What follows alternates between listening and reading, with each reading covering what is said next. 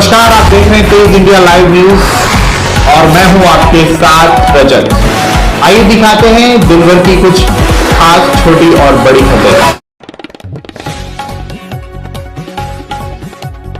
आपको बता दें खबर जनपद बिजनौर के थाना अल्दौर क्षेत्र से, जहां थाना अल्दौर क्षेत्र में सड़क दुर्घटना में हुई 2 मजदूरों की मौत और 5 मजदूर हुए थे गंभीर रूप से घायल।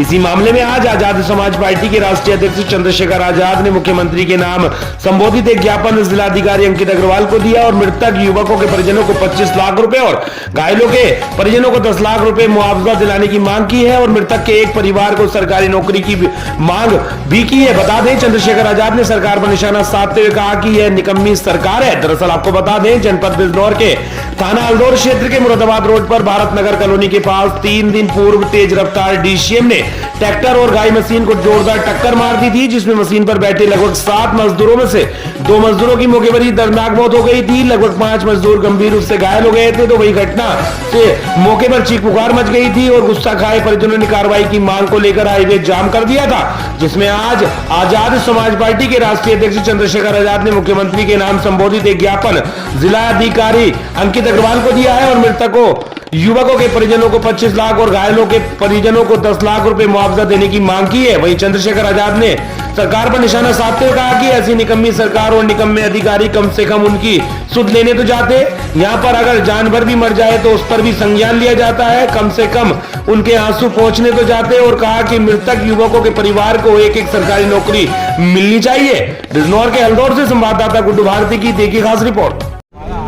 हमारे जिले की टीम ने अभी जो हल्दौर में एक्सीडेंट हुआ है उसको लेके ज्ञापन जिलाधिकारी जी के माध्यम से मुख्यमंत्री नाम प्रेषित किया और वो ज्ञापन ये है कि 2 लोगों की जान गई है, एक व्यक्ति का पैर कट गया है, एक व्यक्ति को आंखों से दिख नहीं रहा है, कई लोग गंभीर रूप से घायल हैं। ऐसी निकम्मी सरकार, ऐसे निकम्मे अधिकारी बैठे हैं कि वो उसका संज्ञान लेने के लिए आते दिन परिवारों को पहुँचे भी नहीं। यहाँ अगर जानवर मर जाता है तो उसका संज्ञान लिया जाता है, लेकिन इंसान मरता है तो किसी को तकलीफ नहीं होती। ये इस सरकार से, सरकार का जो प्रशासन है उससे हमारी बहुत बड़ी शिकायत है। जिलाधिकारी हों या जिले के और बड़े अधिकारी, सबकी जिम्मेदारी बैठती है, कम से कम उनके आंसू तो पूछने जाते हैं। अस्पतालों में उनकी जेब काटी जा रही है, ये लापरवाही है दूसरे व्यक्ति की, जिसकी गलती की वजह से वो गरीब लोग हैं, कर्जा ले लेके इलाज करवा रहे हैं, लेकिन प्रशासन को फर्क ही नहीं पड़ रहा। तो कोई सूद नहीं ले रहा उनकी, इसलिए आपने ध्यान, इसलिए मैं उनके पास आया कि जागो, मेरा काम है जो सोया हुआ है उसको जगाया जाए। और हमने मांग रखी है कि उनको 25-25 लाख रुपए का मुआवजा जो मृतक और जो गंभीर रूप से घायल है उनको 10-10 लाख रुपए का मुआवजा, उसको बताऊंगा विषय क्यों। और एक सरकारी नौकरी की व्यवस्था उनके परिवारों के लिए, जो जिनके परिवारों से लोग चले गए। अब आप महसूस कीजिए, एक परिवार में एक व्यक्ति कमाने वाला वो इस दुनिया से चला गया, तो उसके बच्चों का क्या होगा? किसी की 2 बेटियाँ, किसी की 3 बेटियाँ, किसी की 4 बेटियाँ, किसी छोटे छोटे बच्चे हैं, उनका क्या होगा? उनकी पत्नियों का क्या होगा? उनके घर कैसे चलेंगे? जिनकी टांग कट गई है उसका क्या होगा? जो काम पे नहीं जा पा रहा है वो तो काम पे निकले थे, ये सरकार रोजगार तो दे नहीं पाई है, वो तो काम पे निकले थे, अचानक से साइड में खड़े हुए और गाड़ी ने आके टक्कर मार दी। तो जवाब इनका बैठता है, जिम्मेदारी इनकी बैठती है, लेकिन ये काम हमें करना पड़ रहा है क्योंकि हम जनता के सेवक हैं और जनता ने हम पे भरोसा दिखाया, तो हम जनता की आवाज़ उठाने के यहाँ आए। उम्मीद है ये जाग जाएँ तो बहुत अच्छा होगा, वरना तो फिर जनता की आवाज़ उठाने के लिए अधिकारियों को जगाना, प्रशासन सरकार जगाना भी हमसे है। धन्यवाद।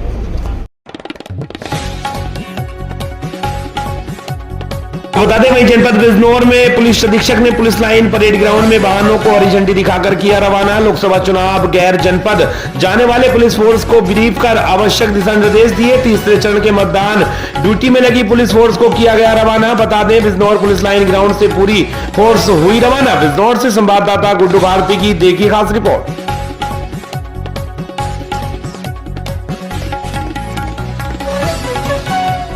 बता दें राष्ट्रपति द्रौपदी मुर्मू आज अयोध्या पहुंची। अयोध्या के महर्षि वाल्मीकि एयरपोर्ट पर राज्यपाल आनंदीबेन पटेल, कृषि मंत्री सूर्य प्रताप शाही और प्रशासनिक अधिकारियों ने उनका भव्य स्वागत किया। एयरपोर्ट से सीधे हनुमानगढ़ी पहुंची, जहां पर हनुमान जी की आरती उतारी। उसके बाद सरयू घाट पर सरयू आरती उतारी। राम जन्मभूमि परिसर में रामलला का नव्य मंदिर में भव्य दर्शन किया और परिसर में स्थित कुबेर टीला दर्शन पूजन किया। दर्शन पूजन करने के बाद महर्षि वाल्मीकि एयरपोर्ट से रवाना दिल्ली के लिए हुई। जैसे संवाददाता दयाशंकर पांडे की देखी खास रिपोर्ट।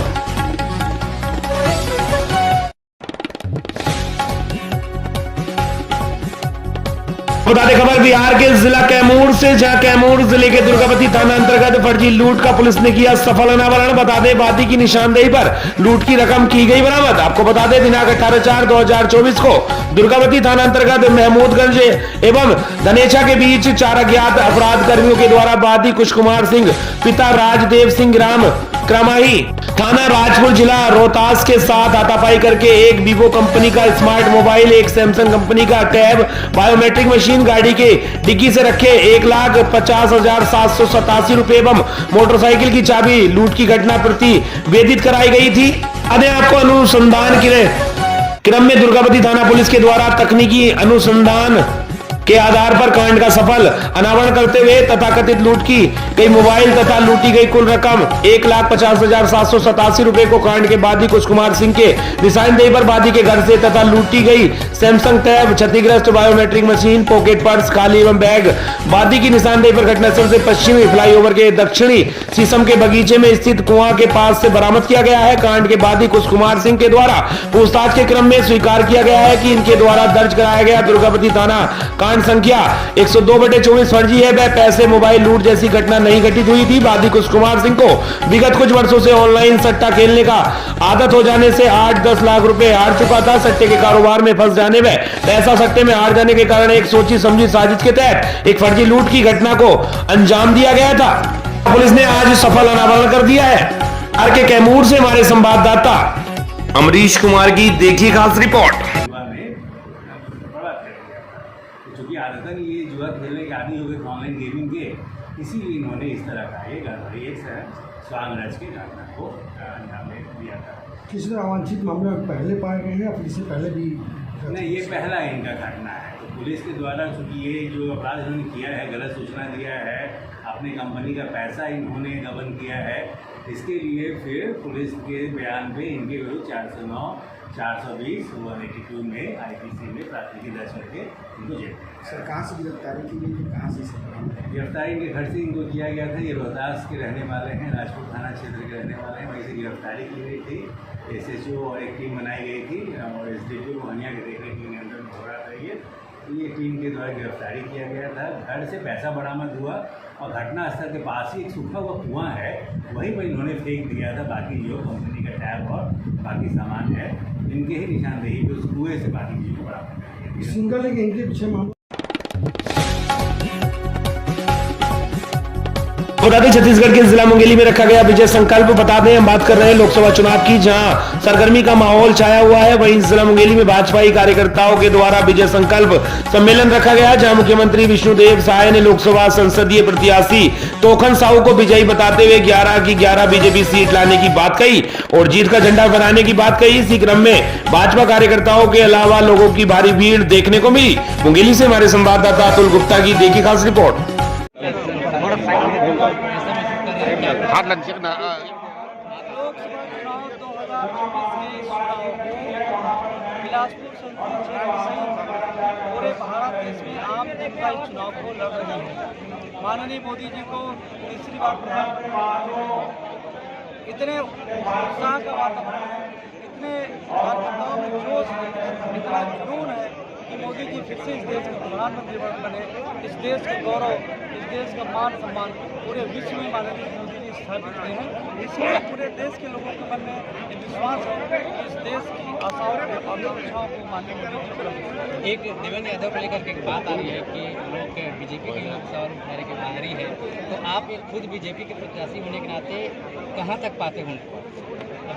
देखिए, हर कांग्रेस के कार्यकर्ताओं के मन में यह बात है कि कांग्रेस के जो प्रत्याशी है वो बाहर से लाया गया है, इस संसदीय क्षेत्र के कांग्रेस के कार्यकर्ता ही करते हैं। कांग्रेस के लोग अनशन में रहे, कांग्रेस के बड़े लीडर इस बात को स्वीकार कर चुके हैं कि इस प्रत्याशी के नाम से मैं सहमत नहीं था। तो मैं नहीं, ये तो कांग्रेस के लोग बोलते हैं इस बात को। भारतीय जनता पार्टी के कार्यकर्ताओं को बोलने का अवसर नहीं। मुंगेली में चुनावी सभा का आयोजन था और भारी संख्या में यहाँ पर हमारे मजहब हमारे लोगों में जागरूकता अभियान आए और भारी उत्साह है लोगों में। और यहाँ से जो हमारे लोकप्रिय प्रत्याशी हैं श्री तोखन साहू भारी मतों से बिलासपुर संसदीय क्षेत्र को जीतेंगे और छत्तीसगढ़ की सभी सीट 11 की 11 सीट भारतीय जनता पार्टी समावेश। विनोबा भावे जी की योजना में भूदान नदी बोर्ड से हर जगह 8-10 एकड़ जमीन दान दी गई थी। वहाँ हजारों लोग रहते हैं पर उनको आवास का योजना का लाभ नहीं मिल पाता, कागज दुरुस्त नहीं। ये स्थिति पूरे प्रदेश में है, तो उनके लिए क्या आप? उनकी समस्या आ जाए हम लोगों तक और उसको देखवा लेंगे। प्रधानमंत्री तो चाहते हैं कि हर गरीब का पक्का का मकान हो। पिछले 10 वर्षों में 4 करोड़ पक्का मकान बना है और आने वाले 5 साल में और 3 करोड़ मकान और बनने वाला है। देश का कोई भी गरीब कच्चा मकान में नहीं रहेगा। हमारे प्रधानमंत्री जी की मंशा है। सरकार बदलने के बाद नजूल योजना बंद कर दी है।